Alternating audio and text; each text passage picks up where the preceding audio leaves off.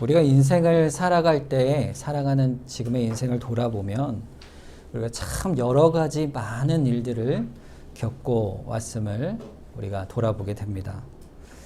그런데 우리가 이 겪은 일들을 잘 생각해 보면 우리가 나름대로 계획을 세우고 어떤 목적을 세워서 이루기 위해서 그 일을 했더니 과연 내 생각대로 잘 됐다. 이런 일들이 종종 있지요. 종종 있습니다. 계획한 대로 잘 이루었다.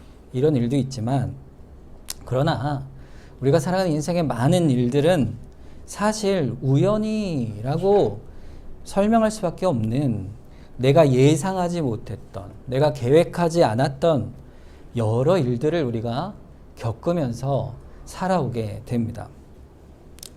그런데 그런 일들을 가만히 살펴보면 당시에는 내가 미래를 알지 못했던 그 일이 지나가 보니까 그때 그 일들이 당시에는 어렵고 힘든 시기였지만 지나가 보니 더 잘된 일이로구나, 또는 이때를 위하여 그때 그 일이 있었구나 하는 일들의 경험을 우리가 하면서 살아가게 됩니다. 그런데 사실 이런 일들을 우리가 미리 알고 있었더라면 우리가 의도해서 그렇게 이렇게 해서 해결했을 텐데 그때는 그렇게 될 줄 전혀 몰랐기 때문에 우리가 그것을 선택하여 한 게 아니잖아요. 그저 결과적으로 보면 나에게 주어진 일이요, 예상하지 못한 일이요, 또 그런 일들을 겪게 되는 것이죠. 그래서 우리는 사실 살아가는 동안에 사람은 누구라도 자기 인생을 설계하여 그걸 이루며 살아갈 수 없다는 사실을 깨닫게 됩니다. 우리가 스스로 인생을 설계해서 산다는 것은요, 아주 조금의 모습밖에 없어요. 제한된 것이죠. 내가 어떤 것을 한다는 것은요, 목표를 정한다는 것은 사실 되든 안 되든 한번 해보자 이런 것이지 사실은 완전히 이루겠다 그런 것은 아니죠.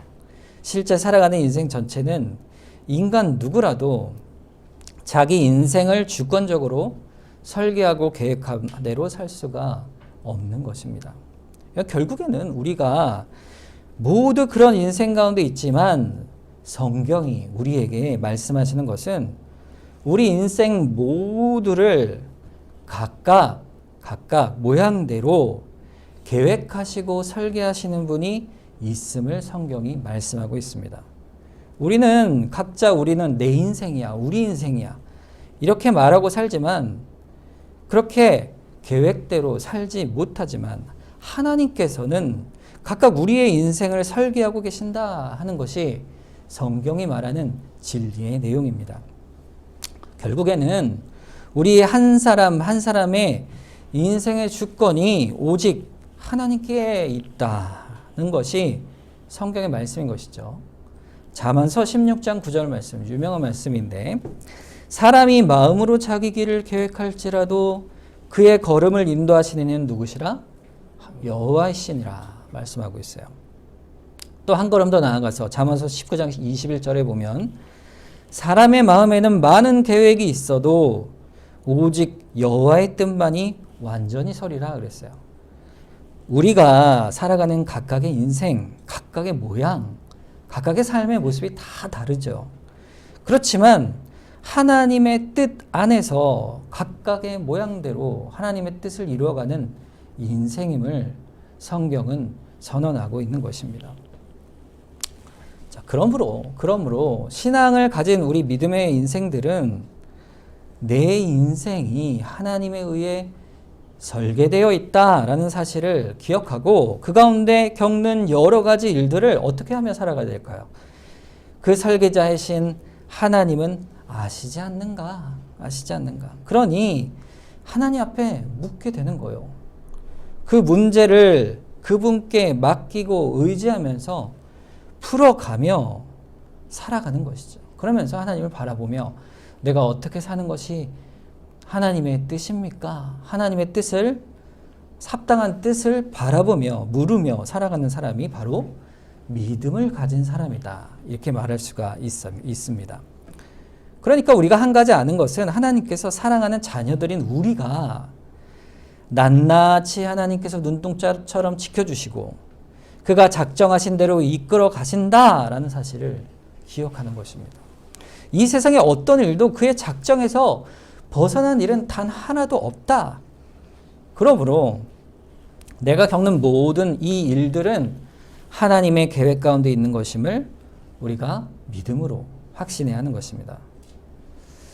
그런데 그럼에도 불구하고 우리가 죄를 짓는 것이 있지 않습니까? 그런데 그 범죄한 일조차도 하나님께서는 합력하여 하나님의 뜻을 이루어 가신다.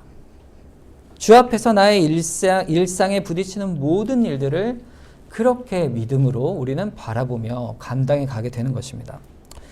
자, 그래서 오늘 본문에서 우리가 살펴볼 것이 무엇이냐면 그런 인생, 그러다 보면 성도의 삶의 목적과 목표는 결국 하나님 앞에서 각각 당하는 일을 어떠한 영적인 모습으로, 영적인 믿음의 자태로 내가 이 일을 맞이하고 반응하며 살아야 되는 것인가? 이것이 우리가 살아가는 인생의 믿음의 모습이 되는 것입니다. 그렇게 믿음으로 신실하게 하게 되면은 내가 환난이 있는 그 상황에서도 주 앞에서 유익이 될 수가 있고 내게 있는 평안은 또한 하나님 앞에 찬송이 될 수가 있는 것이죠. 그러니까 개개인이 겪는 이 모든 일들을 사람의 관점에서 행복과 불행이다.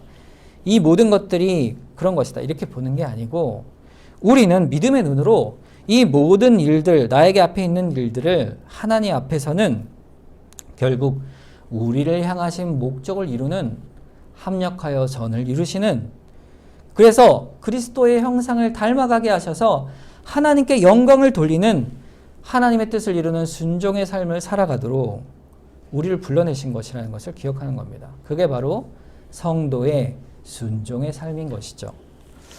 자, 그런데 문제가 뭡니까? 문제가 있어요.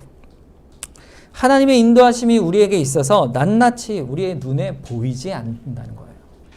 결국 성도는 살아가는 동안에 하나님의 뜻대로 인도하시는 그 인생의 과정이 우리 인간의 관점에서 보면 도무지 어찌된 영문인지 모르고 또 겪게 되는 일처럼 이렇게 보이는 것이죠. 그래서 어떨 때 보면은 우연히라고 생각이 되고 앞가달기 없이 일을 겪는 것처럼 보이기도 하는 것입니다. 그런데 우리는 이런 인생들 가운데에서도 오늘 본문에 나타난 세 인물의 그 믿음의 모습을 보면서 각각 하나님이 이 세 사람의 인생을 믿음의 섭리로 어떻게 인도하시고 또 이들은 또 어떻게 믿음으로 반응하고 있는가를 오늘 본문 2장을 통해서 한번 쭉 다시 돌이켜 보도록 하겠습니다. 오늘 본문에 먼저 살펴볼 인물은 룻이죠. 룻의 하나님의 이런 섭리 속에서 나타나는 신앙의 태도를 볼 수가 있습니다. 여러분 룻이요 나오미와 함께 베들레헴에 왔죠. 근데 여러분 모압 사람이었던 룻은요 이스라엘 사람들이 모압 사람을 어떻게 생각하는지를 잘 알고 있었습니다. 하나님께서 여호수아를 통해서 이스라엘 가나안 땅을 정복해 하시고 그 정복할 때에 이방 사람들과 어떻게 구분되어야 할지를 말씀하여 주셨죠. 그런데 그거를 모압 사람들이 이스라엘에 들어올 때 다 본 거예요. 하나님의 역사하심을 보고 하나님이 여리고성을 어떻게 무너뜨리셨는지 또 요단강을 어떻게 갈라내셨는지 이런 걸 다 누가 봤을까요? 모압 사람들도 보고 있었어요. 그러니까 모압 사람들이 이 이방 민족으로서 이스라엘 사람들이 이방 사람들을 어떻게 대하는지를 잘 보고 있었던 것이죠.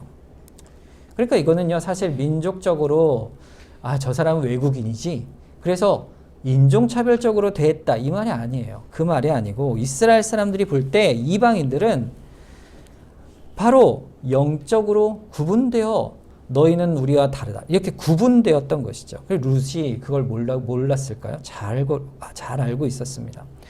그러니까 이 배타적이고 또 자기 이방 사람들을 이스라엘 백성 앞에서 거리를 두는 이 이스라엘의 모습을 룻은 너무나 잘 알고 있었던 것이죠. 그럼에도 불구하고 룻은 시어머니를 따라 이 베들레헴으로 가기로 한 것이에요. 여러분, 이건 보통 결정한 것이 아니에요. 여러분이 만약에 다른 나라에 결혼을 해서 간다, 외국인으로서 간다, 그럴 때 여러분 그 결정이 쉽겠습니까? 문화가 다르고 삶이 다른 거. 그런데 거기만 그친 게 아니죠. 영적으로도 내가 어찌 거기서 살아갈 것인가.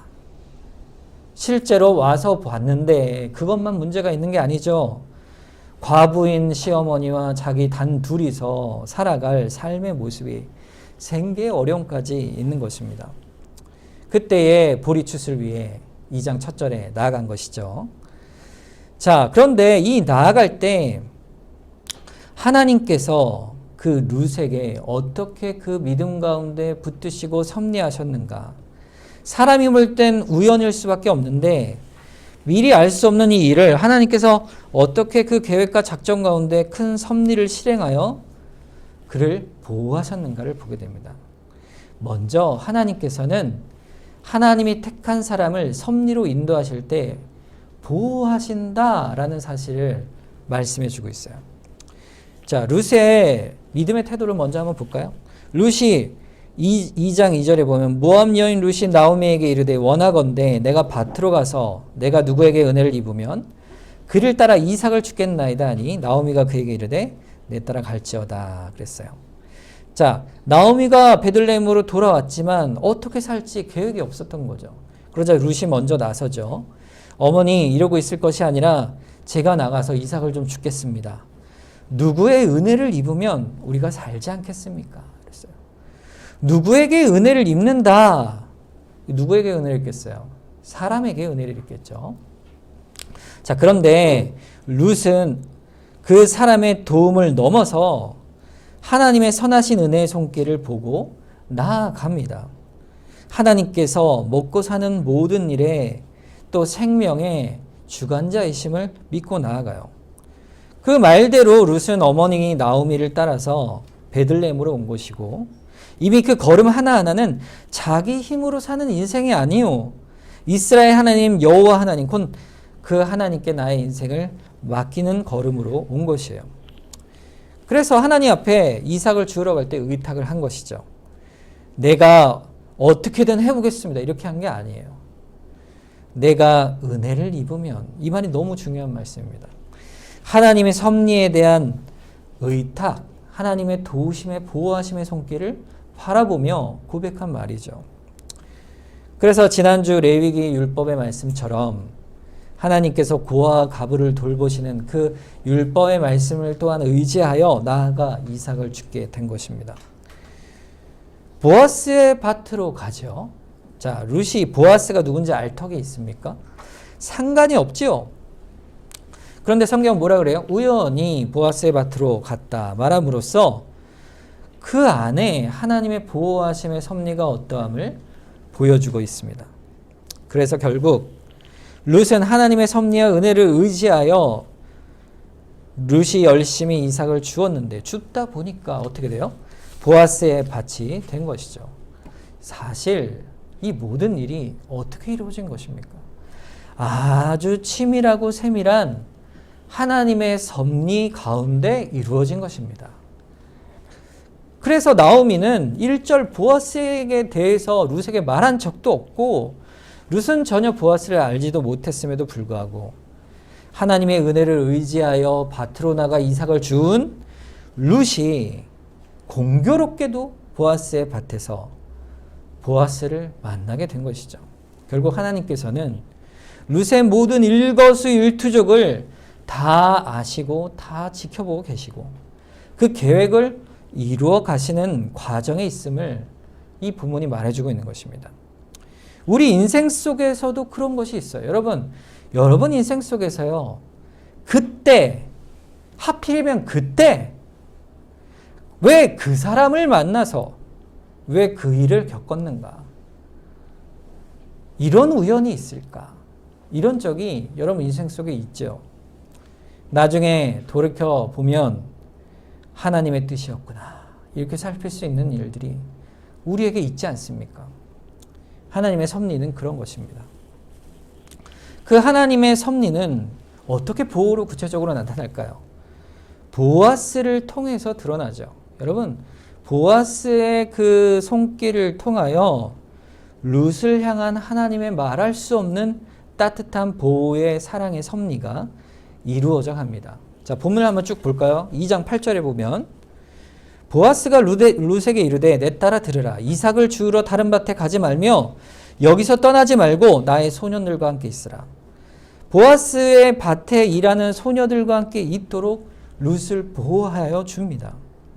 이 밭을 또 떠나지 말고 여기서만 주어라 하는 것은 바로 룻을 보호하여 지켜주는 보아스의 긍휼의 마음이 있는 것이죠. 여러분, 그런데 이 보아스의 마음을 넘어서 보아스 개인의 마음씀이 아니라 하나님이 그렇게 하신 것입니다.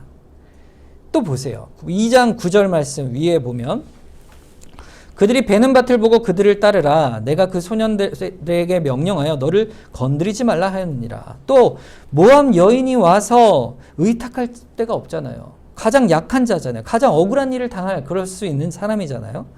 그들에게 함부로 대하지 않도록 명하여 그를 오히려 보호하고 위험을 막아주는 거예요. 그것도 보아스 개인의 마음이죠. 그런데 그걸 넘어서 하나님이 룻을 보호하시고 붙들고 계신 것이에요. 2장 9절 하반절에 보세요. 목이 마르거든 그릇에 가서 소년들이 기러운 것을 마실지라. 너무 세심한 배려죠. 일하다가 목이 얼마나 마르겠어요. 물을 떠오기 쉽지 않은데 이 지역은 노동의 형편을 다 돌아보고 세밀한 배려와 긍휼을 베풉니다. 14절을 또 보세요. 식사할 때에는 보아스가 룻에게 이르되 이리 와서 떡을 먹으며 너의 떡 조각을 초에 찍으라 하므로 룻이 곡식 빼는 자 곁에 앉으니 그가 볶은 곡식을 주매 룻이 배불리 먹고 남았다 그랬어요. 보아스가 양식을 구하러 온 룻을 어떻게 합니까? 든든히 먹입니다. 든든히 먹여요. 기력을 세워줍니다. 그리고 그냥 심심하게 먹지 않게 심지어 초까지 찍어 먹으라. 배불리 먹고 남을 만큼 시어머니 나오미에게 충분히 봉양할 만큼 넉넉히 배려해 줍니다. 기력을 세워주는 거죠. 하나님께서 우리가 연약할 때 그 사람을 통하여 긍휼을 넉넉히 베풀어 주십니다. 이것도 보아스의 넉넉한 마음이지만 사실은 하나님께서 보아스를 통하여 룻을 붙들어 주시는 거예요. 룻은 아주 오래간만에 배불리 먹었을 것입니다. 그런데 여러분, 이렇게 하루에 그치는 게 아니에요. 보아스의 사랑을 보세요.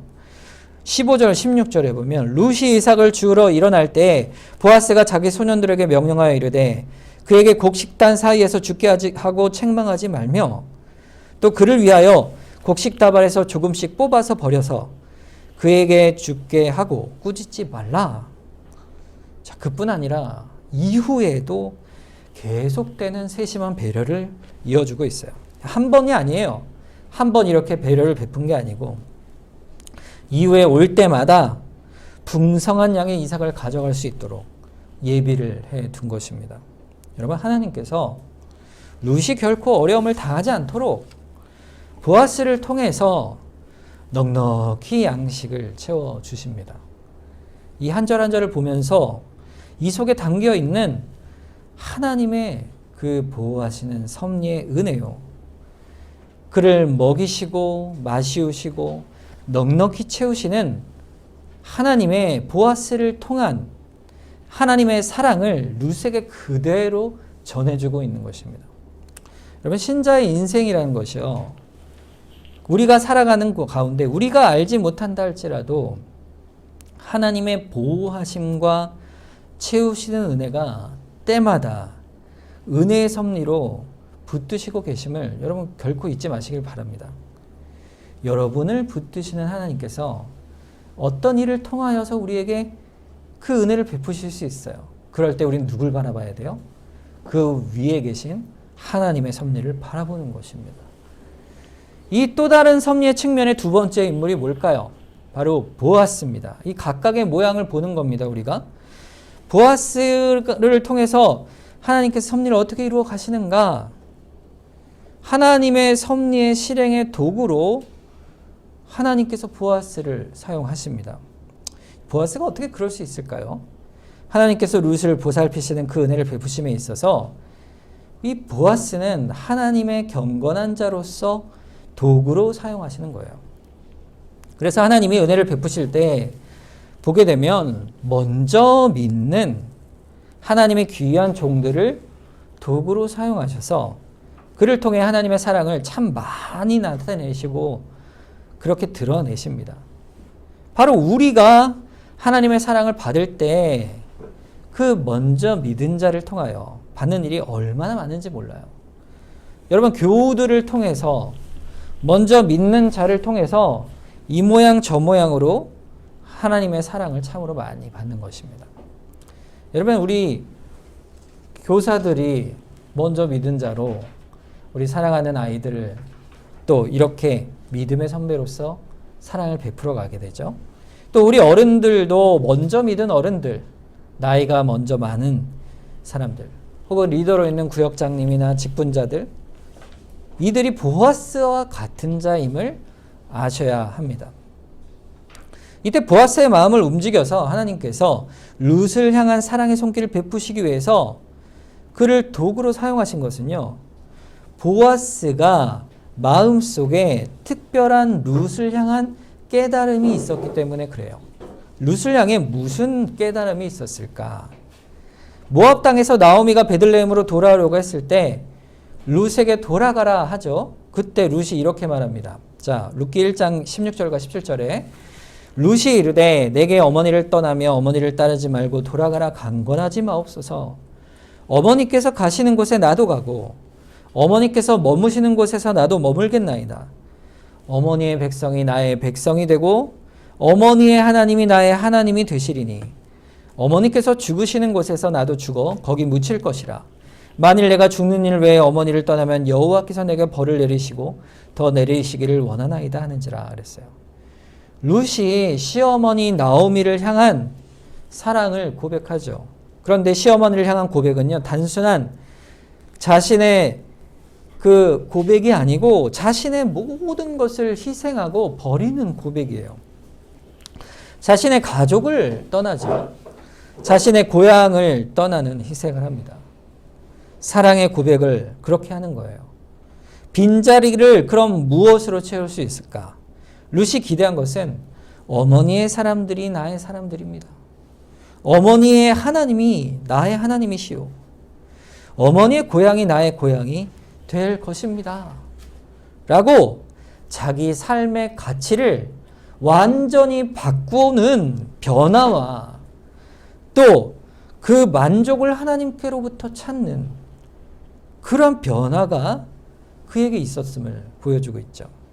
그러니까 나오미가 가졌던 하나님의 언약 백성으로서의 큰 복을 자기 복으로 받음으로써 나오미를 따라 베들레헴으로 가기로 결단을 한 것입니다. 믿음의 결단이죠. 그러니까 나오미에 대한 사랑은 결국 누구에 대한 사랑이에요? 하나님에 대한 사랑이고, 하나님에 대한 사랑은 결국 나오미에 대한 사랑으로 묶어 있는 것입니다. 그런데 이 나오미에게 향한 룻의 이 고백은 누가 들었어요? 보아스가 듣죠. 2장 11절 12절에 보면 보아스가 그에게 대답하여 이르되 네 남편이 죽은 후로 네가 시어머니에게 행한 모든 것과 내 부모와 고국을 떠나 전에 알지 못했던 백성에게로 온 일이 내게 분명히 알려졌느니라. 여호와께서 내게 행한 이 일에 보답하시기를 원하며 이스라엘 하나님 여호와께서 그날에 그 날개 아래 보호를 받으러 온 내게 온전한 상 주시기를 원하노라. 이렇게 말하고 있어요. 그러니까 보아스가 룻을 바라보는 그 내용이 여기 들어있죠. 룻이여, 네가 나오미에게 얼마나 신실한 며느리냐. 그 효성이 참 기특하구나. 이 정도에 그친 게 아닙니다. 근본적으로 네가 이스라엘 하나님 여호와의 날개 아래 보호를 받으러 왔구나. 이렇게 해석을 하니까 전적으로 육신적인 걸 본 게 아니고 영적인 것을 본 거예요. 그러니까 보아스는 룻에게 있는 신앙의 중심을 본 것이죠. 그래서 이렇게 말하지 않습니까? 하나님의 날개 아래 보호를 받으러 온 네게 하나님께서 온전한 상 주시기를 원하노라. 그런데 여러분, 이 다음이 더 중요합니다. 뭡니까? 말함에 그친 것이 아니에요. 그가 어떻게 했어요? 말에 그치는 것이 아니라 그 하나님의 상 베푸심에 대해 실제로 통로로 자기 자신이 룻에 대해서 온갖 보호와 애정과 긍휼을 다 쏟아붓고 있다는 사실입니다. 여러분, 그게 뭡니까? 한마디로 성도의 교통과 교제입니다. 빌레몬서 1장 6절에 보면 이로써 내 믿음의 교제가 우리 가운데 있는 선을 알게 하고 그리스도께 이르도록 역사하느니라 그랬어요. 믿음의 교제, 성도의 교통, 성도의 하나님의 그 사랑을 전하는 그 행위들이 결국 그리스도께 이르는 선을 이루어가는 일이다, 이렇게 말하고 있는 것이죠. 보아스가 룻을 볼 때 너무 귀한 하나님의 백성의 모습을 본 거예요. 보아스의 눈에 비친 룻은 모압 여인이요 이방 여인이 아니고 가난한 과부가 아니고 그리고 무시할 자가 아니고 하나님의 사랑을 입고 하나님의 사랑을 찾아온 하나님의 사랑하는 백성이었던 거예요. 그래서 보아스는 룻을 향해 온 사랑을 다 드러내는 것이에요. 오직 하나님의 이름으로 그렇게 한 거죠. 네가 시어머니를 향한 모든 것과 네 부모와 고국을 떠나 전에 알지 못했던 백성으로 온 것이 분명히 알려졌으니 이것이 바로 네가 이스라엘 하나님 여호와의 날개 아래 보호함을 받으러 온 것이 아니냐. 하나님께서 내게 온전한 상 주시기를 원하노라. 자, 내가 그 상이 너에게 미치기 전에 내가 자그마한 배려를 너에게 주니 이것을 네가 우선 위로로 삼으면 좋겠구나. 그래서 룻에게 한없는 위로를 보아스가 전해준 것입니다. 그래서 룻은 보아스를 통해서 하나님의 크신 사랑, 세심한 섭리의 사랑을 그렇게 받게 된 거예요. 로마서 12장 13절에 보면 성도들의 쓸 것을 공급하며 손 대접하기를 힘쓰라 그랬어요. 우리 교인들이 서로 이런 사랑이 넘치는 줄 압니다. 그게 뭘까요? 하나님의 섭리의 사랑이에요. 섭리의 사랑. 자, 룻이 그것에 어떻게 반응합니까? 하나님의 섭리의 사랑이 보아스에게 미쳤을 때 룻은 결국 하나님의 선하심을 찬송하고 고백하게 됩니다. 룻이 보아스가 베푼 것이 이렇게 보아스를 통해 나에게 이 고통 속에서 상을 주시는구나. 보아스가 주니까 내가 받을만 하지. 내가 효성이 깊으니 받을만 해. 이렇게 말하지 않지요. 룻이 사실 하나님을 찾아왔고 시어머니를 잘 모셨으니 하나님이 이렇게 주시는 게 마땅하지 않습니까? 이런 식으로 행하지 않습니다. 룻은 철저히 하나님 앞에 겸손히 그 은혜를 감사해요. 사람에게 받은 것일지라도 그 사람에게 감사할 뿐 아니라 하나님께도 감사합니다. 룻기 2장 10절에 보세요. 룻이 엎드려 얼굴을 땅에 대고 절하며 그에게 이르되 나는 이방 여인이거늘 당신이 어찌하여 내게 은혜를 베푸시며 나를 돌보시나이까 하니. 이것이 보아스의 호의에 룻이 대답한 말이에요. 감사에 참된 겸손이 있죠. 13절을 또 보세요. 룻이 이르되 내 주여 내가 당신께 은혜 있기를 원하나이다. 나는 당신의 하녀 중에 하나와 같지 못하오나 당신이 이 하녀를 위로하시고 마음을 기쁘게 하시는 말씀을 하셨나이다. 룻은요, 보아스에게서 얼굴을 땅에 대고 절하며 나는 이방 여인이요. 제가 어찌 당신의 은혜를 받을 만한 자입니까? 당신 중에 그 하나와 같지 못합니다. 그러나 만일 당신이 하녀를 위로하시고 마음을 기쁘게 하시니 그저 내가 당신에게 그 은혜를 받은 것을 감사할 따름입니다. 이렇게 감격하고 있어요. 룻은 자신이 행한 어떤 일을 통해서라도 자기 하나님께 원망을 할 만한 자신의 어떤 의의 근거가 조금도 없음을 그대로 드러내고 있는 거예요. 나는 이방 여인에 불과하죠. 하나님께서 내게 베푸신 어떤 것 하나도 내가 받을 만한 사람이 아닙니다. 철저히 나그네된 자의 마음을 가지고 겸손히 하나님께 감사하고 찬송하고 나아가고 있는 것이죠. 여러분, 성도가 이 땅을 살면서 누리는 것이 좋은 것들이 뭐 하나 있더라도 내가 이것을 하나님께 받을 만한 자격이 있다. 내 수고의 대가요, 내 수고의 값이다. 정당하다. 내가 잘했다. 이런 마음을 갖는 것은요, 성도의 마음이 아닙니다. 하나님의 섭리 가운데, 모든 일 가운데 좋은 것을 결국 하나님께서 주시는 것이구나. 그렇게 생각하며 그 누구도 자신의 생각과 뜻과 의지와 노력을 자랑할 수가 없는 것이죠. 그저 하나님의 긍휼을 베푸셨으니 감사할 따름입니다. 이렇게 고백하는 것이에요. 하나님의 섭리를 믿는 사람은 그저 은혜에 감사하고 주 앞에 자신의 심령을 낮추어 나아갈 따름인 것이죠. 하나님의 섭리를 믿지 않는 사람은 어떨까요? 반대죠. 아, 이거 내가 한 일이니, 내가 이 일들을 했으니 받을 만하다. 교만해지는 것입니다. 자신이 자신의 뜻대로 어떤 사태를 이루거나 일을 결정하거나 할 때 내가 노력을 했다, 내가 했다 할지라도요, 여러분 가만 살펴보세요. 내가 계획하여 이룬 일들도요, 하나님께서 그 모든 주변의 상황과 여건과 조건과 이런 것들을 하나님의 손길로 붙으시지 않으면 우리는 누릴 수가 없습니다. 우리가 직장생활 하는 것도 마찬가지예요. 가정에서 아이를 돌보는 것도 마찬가지예요. 어떤 것도 그렇습니다.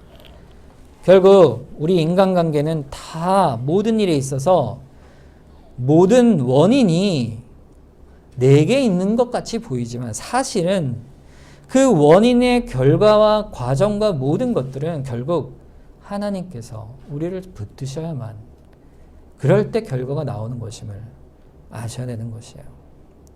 그래서 결국 하나님께서 자기 섭리를 통해 오늘 보아스를 통해 그 경건한 순종과 고백을 통하여 하나님께서 받은 은혜를 고백하고 겸손히 찬송하게 하는, 그래서 우리의 인생 가운데 하나님께서 영광을 받으십니다. 이사야서 25장 1절 말씀에 보면 여호와여 주는 나의 하나님이시라.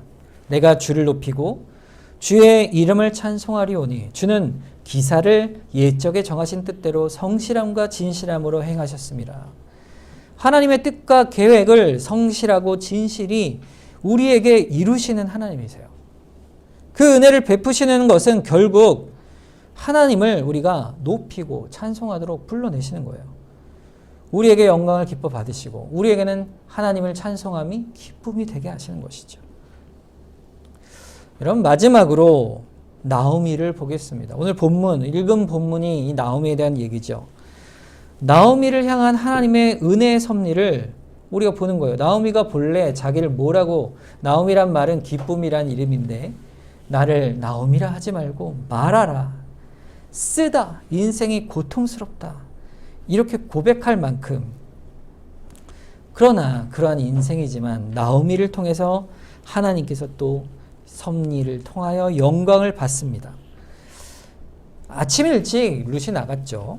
룻이 저녁이 되어 돌아옵니다. 그리고 어머니에게 가져온 것을 다 보여주죠. 그런데 양이 엄청난 거예요. 오늘 본문 17절 18절 보세요. 룻이 밭에서 저녁까지 줍고 그 주운 것을 떠니 보리가 한 에바쯤 되는지라. 그것을 가지고 성읍에 들어가서 시어머니에게 그 주운 것을 보이고 그가 배불리 먹고 남긴 것을 내어 시어머니에게 드렸다 그랬어요. 자, 룻이 주운 양을 보니까 뭐라고, 얼마나 됐다 그랬어요? 한 에바라 그랬죠. 이 에바는 10오멜이에요. 오멜이라는 단위가 있는데, 한 오멜은 하루에 성인이 먹는 양식의 양이 한 오멜이에요. 그러니까 10오멜을 받아온 거죠. 한 에바니까. 그러면 성인이 열흘치 먹을 식량을 털어서 온 겁니다. 그러니까 상당히 많이 거둔 거죠. 자, 그리고 또 보아스가 먹으라 준 떡과 볶은 곡식이 가져왔으니 나오미가 너무 흡족한 거죠. 어느 곳에서 이렇게 갔는데 큰 은혜를 입었느냐. 간 곳을 어디라고 말합니까? 보아스의 밭입니다. 이것이 나오미에게는 더욱더 놀라운 일이었어요. 보면 20절 보세요. 나오미가 자기 며느리에게 이르되 그가 여호와로부터 복받기를 원하노라. 그가 살아있는 자와 죽은 자에게 은혜 베풀기를 그치지 아니하였도다 하고, 나오미가 또 그에게 이르되 그 사람은 우리와 가까우니 우리 기업 물을 자 중에 하나이니라 하니라. 나오미가 그때 무릎을 탁 칠 만한 라고 고백할 만한 특별한 일이 있는 것이죠. 내가 너에게 보아스에 대해서 한 번도 말한 적이 없는데 네가 이삭을 주우러 간 밭도 보아스의 밭만 있는 것이 아닌데 하나님이 너의 걸음을 그곳으로 인도하셨구나. 그리고 보아스는 실로 유력한 자요 경건한 자요. 그가 하나님을 알기 때문에 너에게 비친 하나님의 은혜를 바라보고 너를 우리 백성 중 하나로 받아들여 너를 환대하여 하나님의 복을 너에게 미쳤으니 우리 산자와 죽은 우리 가족들의 은혜를 베푼 것이라. 그러면서 아주 중요한 말을 하죠. 그 자가 우리와 가까운 자니 우리 기업을 물을 자 중에 하나라. 자, 이 말을 나오미가 한 이유가 뭘까요? 하나님께서 우리에게 섭리의 은혜를 베푸시는구나. 그것을 마음에 짐작하고 있기 때문입니다.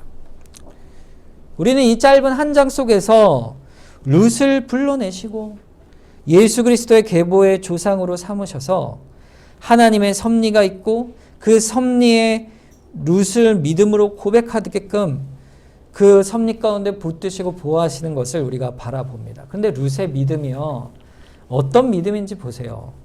창세기 12장 1절과 2절 말씀에 여호와께서 아브라함에게 이르시되 너는 너의 고향과 친척과 아버지 집을 떠나 내가 내게 보여줄 땅으로 가라.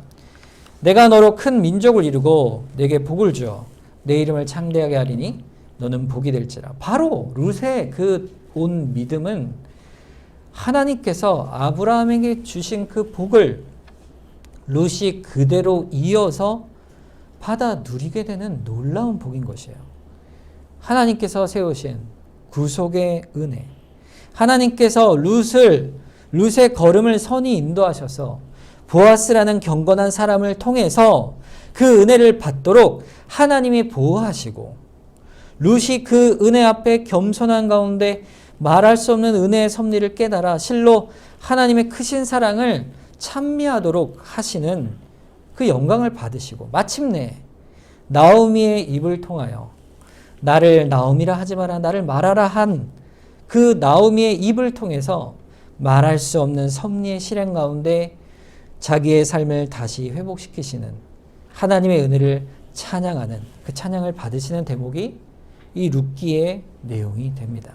결국 우리가 한 인생을 다 살고 나면 돌이켜보면 우리는 다 똑같이 나오미가 될 것이고 아니면 보아스가 될 것이고 아니면 룻이 될 것입니다. 우리 모양은 각각 다르죠. 그러나 하나님이 내 인생 가운데 들이우시는 세밀한 은혜의 섭리는요, 각각의 모양은 다르지만 다 동일한 은혜로 베풀어 주시는 것이에요. 그것을 우리로 고백하게 하십니다. 또한 우리가 다른 사람에게 하나님의 섭리의 실행의 수단으로 쓰여졌던 그 경건한 순종들을 하나님이 그날에 가면요 다 칭찬해 주실 거예요. 하나님을 찬양하게 될 것입니다. 우리가 행한 그 수고의 손길, 성도의 교제의 손길, 그것이 복된 손길이 될 것이에요. 그리고 나오미의 찬양처럼 끝내 이루시는 하나님의 세밀한 계획을 찬송하게 될 것이에요. 에베소서 1장 6절에 그 찬양의 모습이 있죠. 이는 그가 사랑하시는 자 안에서 우리에게 거저주시는 바 그의 은혜의 영광을 찬송하게 하려는 것이라. 은혜의 영광을 우리가 찬송하도록 결국 우리를 불러내 주신 것이에요. 결국 이런 말이에요. 여러분에게 괴로운 일이 있어도 성도는 참아낼 수가 있습니다. 속상한 일이 있어도요, 성도는 참아낼 수가 있는 것이에요. 나오미처럼 큰 환난을 당해도 성도는 참아낼 수가 있습니다. 왜 그럴까요? 합력해서 선을 이루시는 하나님의 섭리의 손길이 그 누구에게도 거두신 적이 없으시기 때문입니다.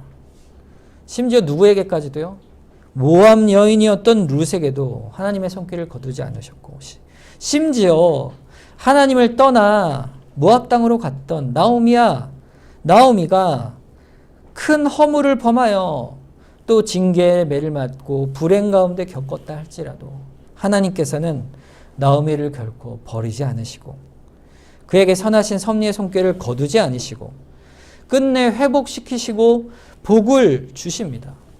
그러니 허물이 있어도 그러할지언정 허물이 없는 주의 신실한 백성을 향한 하나님의 깊은 사랑이야 오죽하겠어요. 성도는 그래서 항상 내게 허물이 있는지 없는지를 돌아봐야 합니다. 그러면서 하나님 앞에 영적 관계로 나아가야 하는 거예요. 나머지는 뭘까요? 오직 하나님 앞에서 흥할 때나 어려울 때나 평안할 때나 기쁠 때나 하나님의 섭리를 믿고 든든히 나아가는 것이라 말할 수 있어요. 여러분의 삶이 어떻습니까? 오늘 말씀대로 하나님이 여러분을 붙드시고 계심을 믿으시길 바랍니다. 여러분의 상황이 답답할지라도 어려울지라도 아니면 평안하고 기쁠지라도 아니면 그저 내 인생이 미래가 보이지 않는다 할지라도 하나님이 여러분을 계획하고 계심을 믿고 또 경건으로 주님을 붙들고 나아가시는 여러분 되시기를 주님의 이름으로 축원합니다. 우리 함께 이 시간 합심해서 기도하기 원합니다. 하나님, 나의 인생을 붙드시고 섭리의 은혜로 보호하시고 인도하신 하나님, 겸손히 주님만을 바라보며 살아가게 하여 주시옵소서. 오늘도 주 앞에 나아가길 원합니다. 우리를 붙들어 주시옵소서. 우리 합심해서 한번 주님을 의지하면서 기도하겠습니다.